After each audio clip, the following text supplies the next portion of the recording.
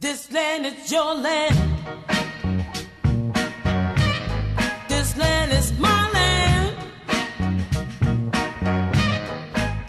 From California. Xavier Moreau, bonjour, bienvenue en France. Bonjour, merci. Vous êtes ici en France pour une tournée de conférences, entre autres, dont certaines sont organisées par Égalité et Réconciliation. Et nous sommes ici à Nantes, Nantes, grande ville de l'Ouest, qui est aussi le pont entre la Bretagne et la Vendée. Qu'évoque cette ville pour vous, d'un point de vue historique? Pour moi, c'est, comment dirais-je, déjà l'ouest de la France, je connais un petit peu parce que j'ai été à Saint-Cyr, donc c'est plus la région de Rennes, mais c'est une région que je connais, pas très bien non plus, il faut être parfaitement honnête. Et puis, du point de vue historique, évidemment, c'est la Révolution française, dont j'ai parlé dans mon livre noir, donc évidemment, c'est une région martyre. Et c'est une région qui il faudrait rendre justice du point de vue historique, c'est-à-dire qu'on raconte ce qui s'est passé et que le régime actuel assume ses responsabilités devant l'histoire et devant le peuple français. Parce que ceux qui ont massacré à Nantes, ceux qui ont noyé les gens, ceux qui ont massacré ou alors en Vendée, ceux qui sont au pouvoir aujourd'hui, ce sont les héritiers et ils se revendiquent de cet héritage. Donc il serait temps de leur rappeler ce qu'ils ont fait et de manière peut-être à sortir en plus de cette spirale totalitaire dans laquelle on est rentré à partir de 1792. Voilà ce que ça dit pour moi. Alors effectivement, ça nous fait venir sur votre livre, le Livre noir de la gauche française, paru en 2021. Vous avez évoqué les noyades de Nantes avec le tristement célèbre Jean-Baptiste Carrier. Dans votre livre, vous parlez de la gauche française. Est-ce que vous pouvez revenir sur ce concept de gauche française pour évoquer les Républicains? Pourquoi vous employez ce terme? En fait, je remonte vraiment à l'origine du terme de la gauche française. Il faut se souvenir de ce que c'est-à-dire lorsque la constituante se met en place, et le roi est au centre, et à droite, il y a, on va dire, les monarchistes constitutionnels, donc les feuillants, ce qu'on appelle les feuillants, et à gauche, il y a à la fois les montagnards ou les jacobins et les girondins. Donc ce sont les deux partis régicides. Donc c'est eux qui vont former la gauche, et d'ailleurs ce terme de gauche et de droite, à partir de cette définition-là, va se répandre dans le monde entier. Et donc moi j'ai voulu revenir à l'origine et savoir ces deux courants de la gauche française, c'est-à-dire les girondins et les jacobins.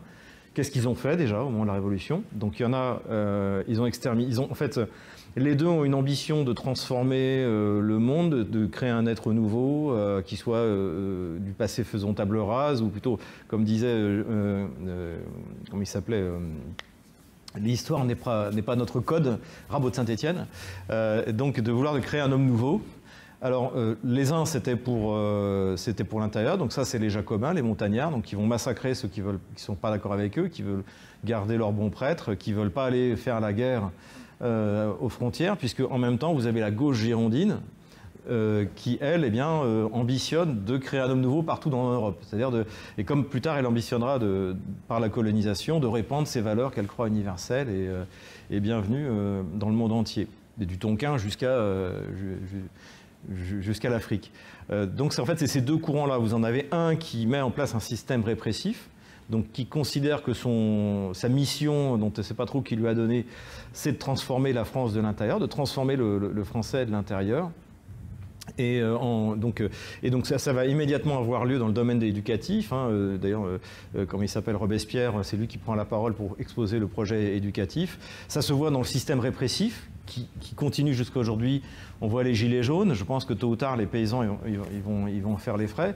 Et donc cette répression, d'ailleurs, j'ai un chapitre, la gauche française et la répression. On l'observe, la manière dont les ouvriers sont réprimés par la gauche bourgeoise, la manière dont les paysans sont réprimés lors des soulèvements paysans. Donc il y a tout cet héritage encore est celui de la gauche.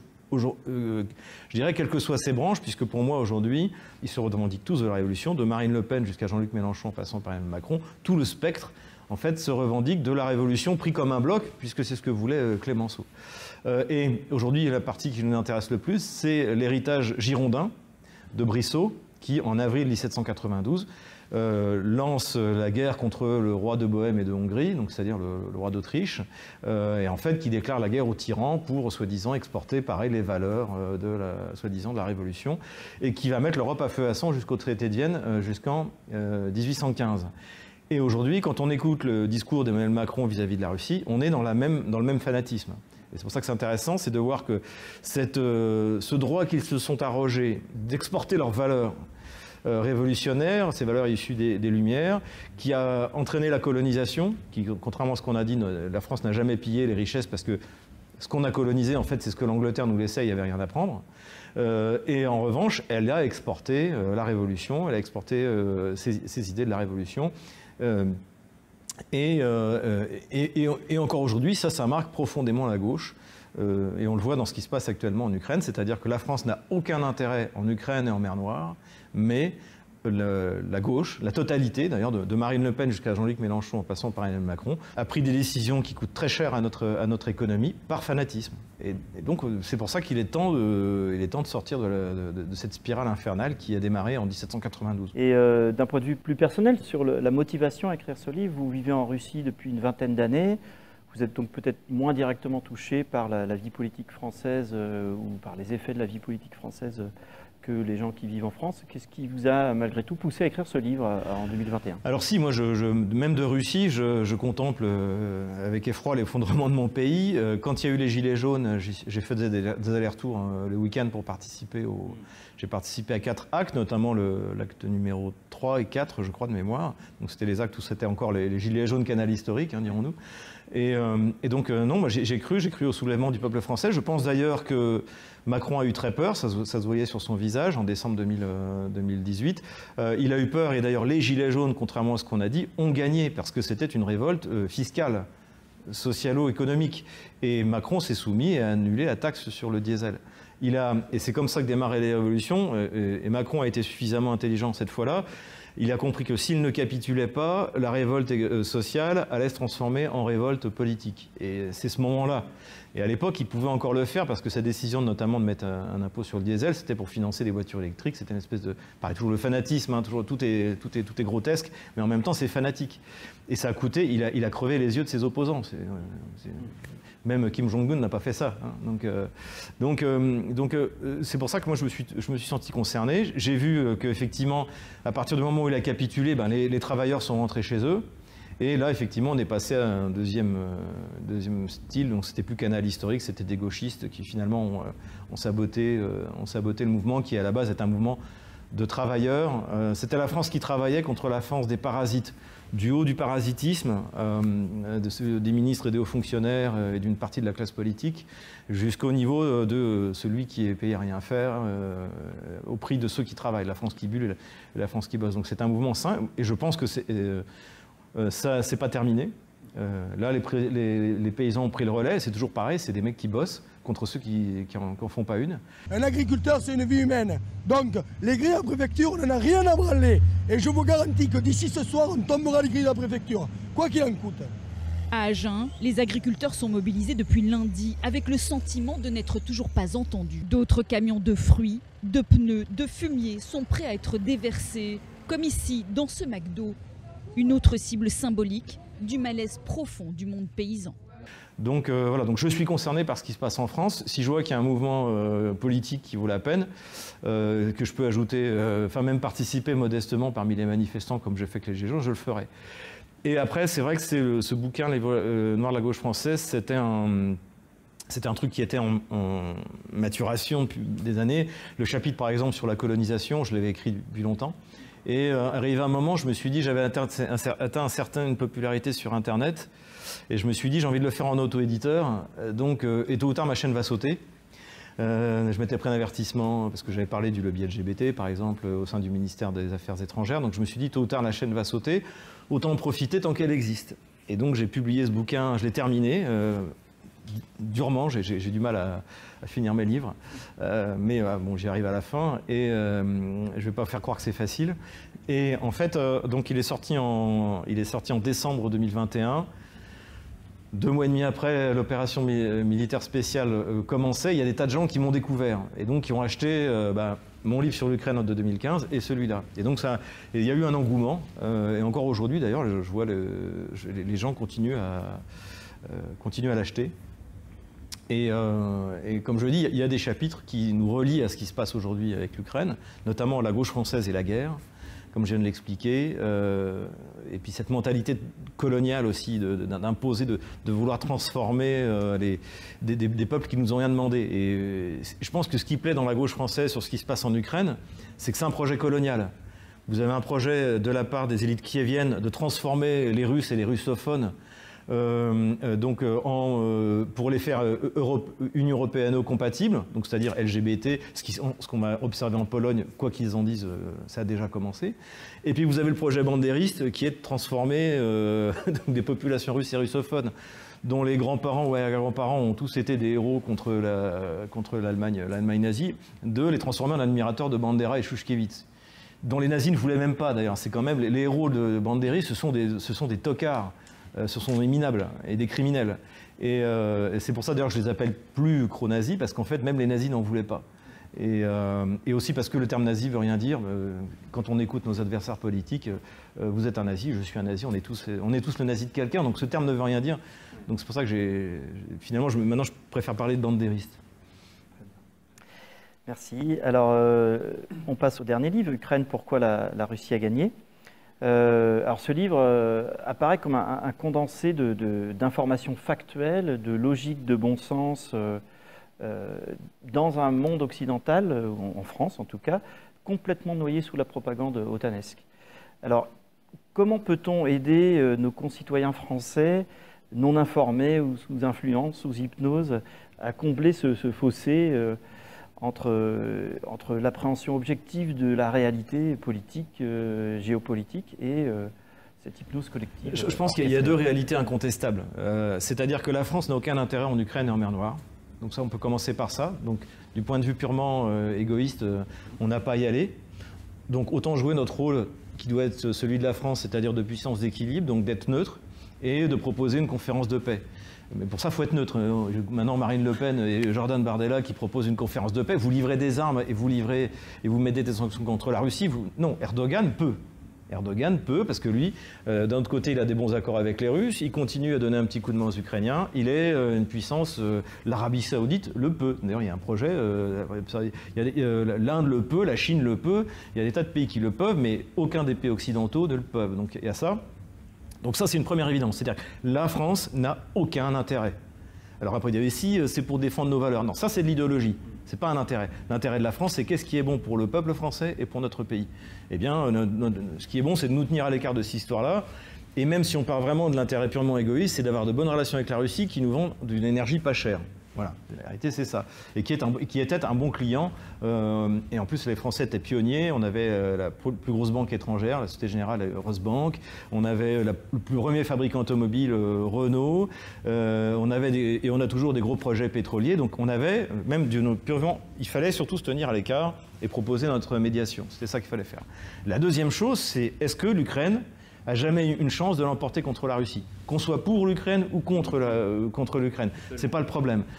Factuellement, non. Elle n'a jamais eu aucune chance, c'est ce que je démontre dans ce bouquin, mais simplement les classes gouvernantes occidentales ont cru pouvoir piéger la Russie, affaiblir la Russie, ont sous-estimé l'économie russe, l'armée russe, le complexe militaire-industriel russe, et c'est ça leur crime. Et surtout, même quand ils se sont aperçus que l'économie russe ne s'effondrerait pas, ils ont continué.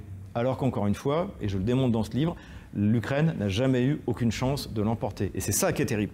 Donc ceux qui leur ont dit de le faire sont soit pardonnez-moi, des salopards, soit des idiots. Soit un peu des deux, et c'est souvent le cas. Vous avez présenté votre ouvrage pendant la conférence, et donc on ne va pas rentrer dans le détail, mais juste un point, vous terminez l'ouvrage en parlant de l'unité du peuple russe, de l'unité politique et aussi confessionnelle du peuple russe. Qui est remarquable, en fait, en Russie, tout simplement. Exemplaire. Est-ce que ce modèle vous semble encore aujourd'hui une possibilité pour la France, possibilité réelle pour la France, ou bien est-ce que cette unité du peuple français est définitivement perdue et qu'il faut penser à des solutions inédites et nouvelles pour préserver l'esprit français? Disons qu'il est vrai qu'en France, on part avec un lourd handicap par rapport au modèle russe. Le premier, c'est que notamment je parle de l'islam russe, les musulmans russes ne sont pas des déracinés. Le Tchétchène, il vient de la Tchétchénie, il a sa terre, il a son histoire en Russie, en Tchétchénie. Pareil pour comment dirais-je, le tatar, il vient du Tatarstan, Ça fait 5 siècles que les Tatars sont en Russie.